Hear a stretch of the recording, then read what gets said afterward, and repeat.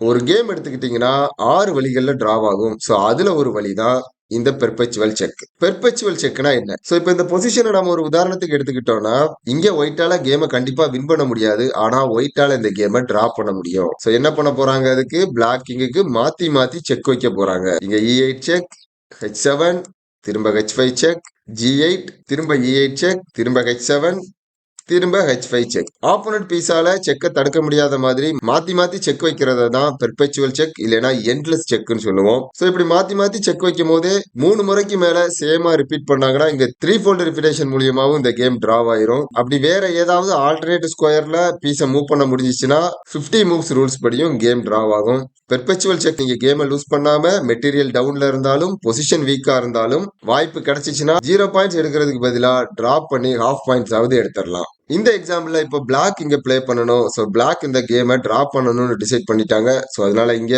Queen G4 check. So கிங்கால ஒரே ஒரு square தான் மூவ் பண்ண முடியும். அப்படி மூவ் பண்ணாங்கன்னா திரும்ப குயின் F3 செக். சோ இப்படி மாத்தி மாத்தி செக் வச்சு இந்த கேமை டிராப் பண்ணிடுவாங்க. ஏன்னா இங்க பெர்பெச்சுவல் செக் பண்ணலன்னா பிளாக்கால இந்த கேமை கண்டிப்பா வின் பண்ண முடியாது.